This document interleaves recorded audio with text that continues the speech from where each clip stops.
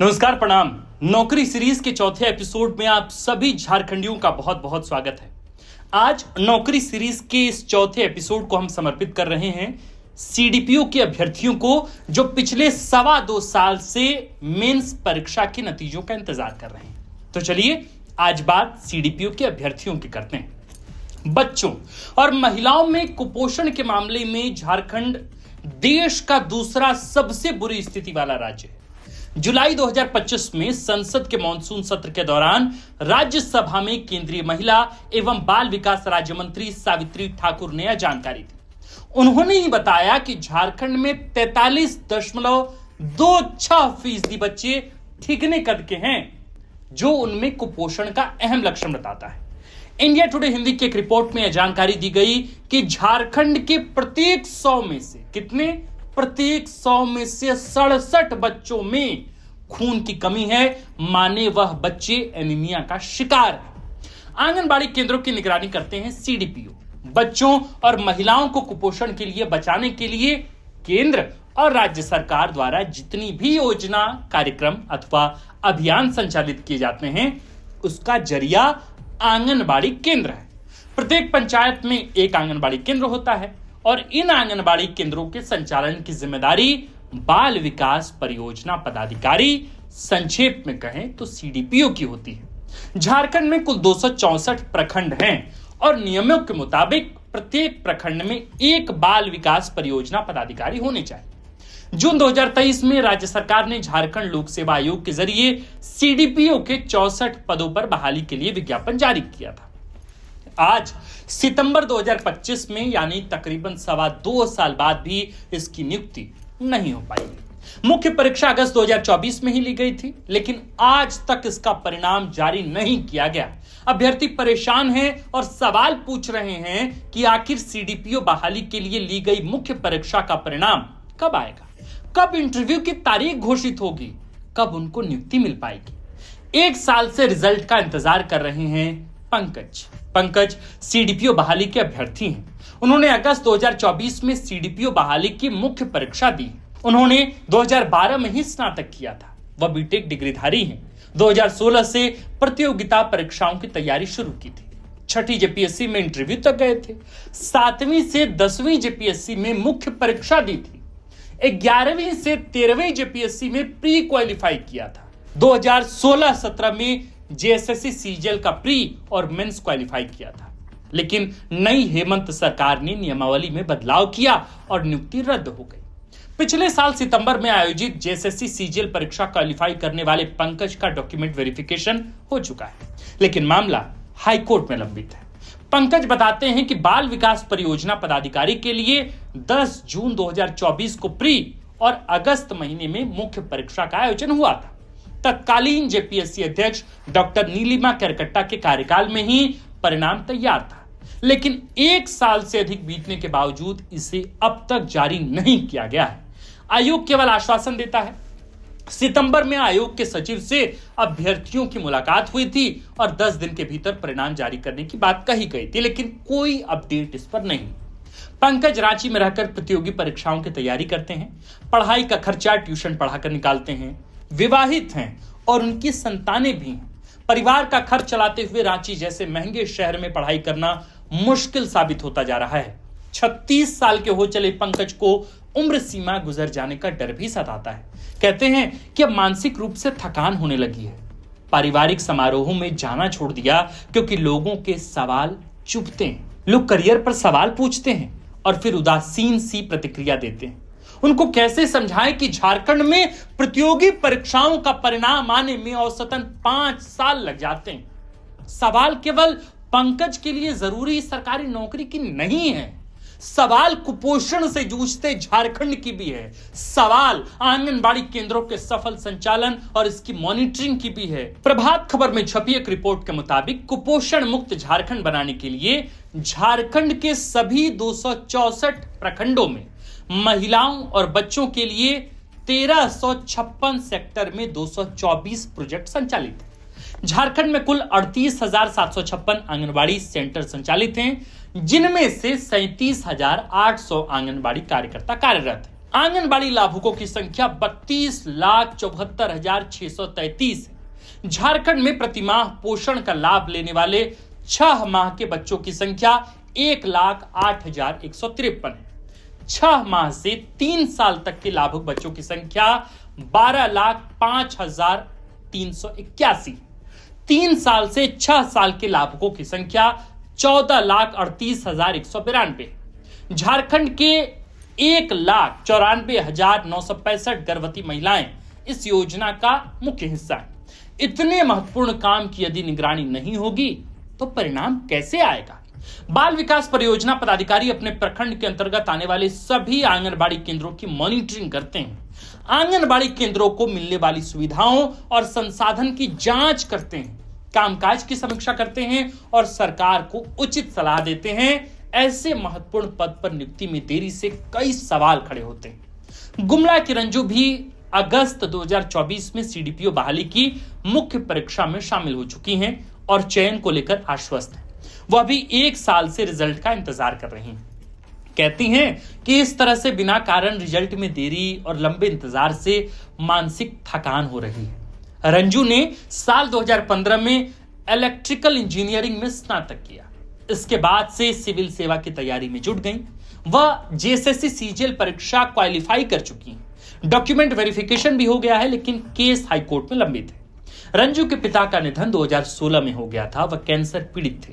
मां को पेंशन मिलती है और उसी से पूरा परिवार की आजीविका चलती है। रंजू की बड़ी बहन की शादी हो चुकी है और 2 छोटे भाई पढ़ाई कर रहे हैं। रंजू कहती हैं कि परिवार गंभीर आर्थिक तंगी का सामना कर रहा है। मां को उम्मीद है कि मुझे सरकारी नौकरी मिलेगी तो मैं परिवार का सहारा बनूंगी, लेकिन सीडीपीओ भर्ती के लिए मुख्य परीक्षा के आयोजन को 1 साल से ज्यादा हो गया और अब तक रिजल्ट जारी नहीं किया गया है। पता नहीं कब इंटरव्यू की तारीखें आएंगी। रंजू कहती हैं कि मेरी शादी की उम्र हो चुकी है। रिश्तेदारों और पड़ोसियों के सवाल परेशान करते हैं। हालांकि मां ने कभी भी शादी के लिए दबाव नहीं डाला। मां काफी प्रोत्साहित करती हैं। उन्होंने मेरी पढ़ाई के लिए काफी संघर्ष किया है और इसलिए चाहती हैं कि मैं सरकारी नौकरी करूं। हालांकि प्रतियोगी परीक्षाओं की जटिलता और परिणाम में देरी ने रंजू को मानसिक रूप से थका दिया है। वह इस समय 14वीं जेपीएससी सिविल सेवा परीक्षा की तैयारी में जुटी हैं। रंजू बताती हैं कि 10 जून 2024 को सीडीपीओ बहाली की प्रारंभिक परीक्षा हुई थी। 15 जुलाई को रिजल्ट आया और फिर महज 17 दिनों के अंतराल पर 2, 3 और 4 अगस्त को मुख्य परीक्षा का आयोजन हुआ। अब अगस्त 2025 भी बीत चुका है, लेकिन परिणाम नहीं आया। हम इंतजार के अलावा और क्या कर सकते हैं? रंजू केवल झारखंड में ही प्रतियोगिता परीक्षाओं की तैयारी करती हैं। उन्होंने यूपीएससी या बीपीएससी सिविल सेवा की परीक्षा नहीं दी। इसकी वजह बताते हुए रंजू कहती हैं कि लड़की के तौर पर किसी दूसरे राज्य में जाने से ज्यादा सुरक्षित अपने राज्य में नौकरी करना है। मैं यहाँ परिवार के पास रहूंगी। कम संसाधनों के साथ रांची में रहना काफी महंगा है। काफी कुछ एडजस्ट करना पड़ता है। हालांकि रंजू को उम्मीद है कि सरकार युवाओं को लेकर थोड़ी और संवेदनशीलता बरतेगी और आयोग भी उदासीन नहीं रहेगा। सीडीपीओ की नियुक्ति केवल सरकारी नौकरी से जुड़ा मामला नहीं है, बल्कि यह झारखंड की लाखों मैयाओं के लिए भी जरूरी है। दरअसल इंडिया टुडे हिंदी की रिपोर्ट बताती है कि एनीमिया के मामले में देश भर के 10 बेहद खराब स्थिति वाले राज्यों में झारखंड 6ठे नंबर पर है। रिपोर्ट के मुताबिक झारखंड में 5 साल से कम आयु के 67% बच्चे खून की कमी का शिकार हैं। एनीमिया मुक्त भारत कार्यक्रम के तहत राज्य सरकार एनीमिया नियंत्रण के लिए IFA आयरन फॉलिक एसिड संपूर्ण अभियान चला रही है। इस योजना के तहत प्रत्येक 3 माह में 0 से 5 साल के बच्चे, 5 से 9 साल के बच्चे, 10 से 19 साल के किशोर और गर्भवती महिला और धात्री यानी मां बन चुकी महिलाओं को आयरन की गोली दी जाती है। रिपोर्ट के मुताबिक गढ़वा में केवल 46% बच्चों को ही IFA दिया जा सका है। कोडरमा में महज 54.1% बच्चों को ही IFA मिला। बोकारो में 56.5%, तो देवघर में 58%, साहेबगंज में केवल 58.3% बच्चों को ही IFA दिया गया। जिला एवं सामुदायिक स्वास्थ्य केंद्रों के स्कोर कार्ड से इसका खुलासा हुआ है। कई जिलों में इस अभियान की असफलता का एक प्रमुख कारण मॉनिटरिंग का अभाव भी हो सकता है। यदि बाल विकास परियोजना पदाधिकारी के मार्फत इन योजनाओं की निगरानी होती तो परिणाम आज बेहतर हो सकते थे। रामगढ़ के अभिषेक 2018 में सोशियोलॉजी विषय में ग्रेजुएट हुए। तब से ही प्रतियोगी परीक्षाओं की तैयारी में जुटे हैं। अगस्त 2024 में सीडीपीओ बहाली की मुख्य परीक्षा दे चुके अभिषेक भी रिजल्ट के इंतजार में है, लेकिन आयोग द्वारा बढ़ती जा रही देरी से खूब परेशान है। उन्होंने जीएसएससी सीजीएल और 11वीं से 13वीं जेपीएससी की परीक्षा भी दी थी, लेकिन थोड़े अंकों से चूक गए। अब सीडीपीओ बहाली से उम्मीद है। हालांकि प्रत्येक बीतते दिन के साथ उम्मीद धूमिल हो जाती है। आयोग का कहना है कि परिणाम तैयार है। आयोग ने देरी की वजह बताई थी कि कार्मिक विभाग के साथ BC1 के आरक्षण के मुद्दे पर मंत्रणा की वजह से देरी हुई। 1 सितंबर को वादा किया गया था कि 10-12 दिन में परिणाम जारी किया जाएगा, लेकिन अभी तक इसकी कोई सूचना, कोई नोटिफिकेशन नहीं। अभिषेक भी कमजोर आर्थिक पृष्ठभूमि से आते हैं। पिता पहले भुरकुंडा की ग्लास फैक्ट्री में काम करते थे और जब फैक्ट्री बंद हो गई तो परिवार को घोर आर्थिक संकट का सामना करना पड़ा। तैयारी में आर्थिक अभाव आड़े आता है। अभिषेक बताते हैं कि पढ़ाई के दौरान आर्थिक तंगी ही नहीं बल्कि समाज का ताना भी हमें मानसिक रूप से थकाता है। अभिषेक कहते हैं कि घर जाना छूट सा गया है। अब तो पर्व त्योहारों पर भी गांव जाना नहीं होता, क्योंकि पता नहीं कौन क्या सवाल पूछ लेगा। हालांकि अभिषेक को परिवार का पूरा समर्थन है। वह कहते हैं कि झारखंड में प्रतियोगिता परीक्षा की तैयारी करना एवरेस्ट श्रृंखला को फतह करने से भी ज्यादा मुश्किल है। यहां नियुक्तियों को काफी लंबा खींचा जाता है। जब भी आयोग के दफ्तर जाते हैं वहां कोई ना कोई मीटिंग चलती है, लेकिन उसका कोई परिणाम नहीं आता।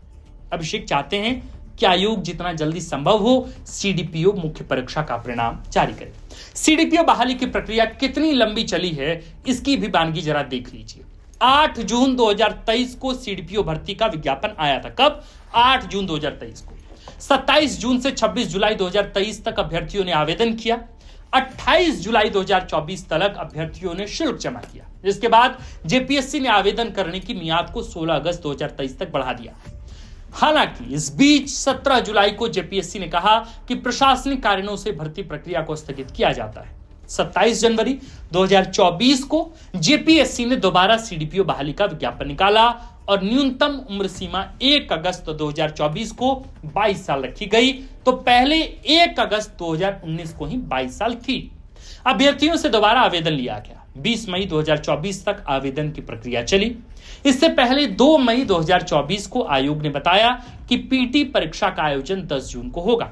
लिखित परीक्षा की संभावित तिथि 19 अगस्त से 24 अगस्त 2024 निर्धारित की गई। पूर्व निर्धारित कार्यक्रम के तहत 10 जून को प्रारंभिक परीक्षा ले ली गई। 27 जून को मॉडल आंसर की जारी हुआ और 8 जुलाई को फाइनल आंसर की जारी किया गया।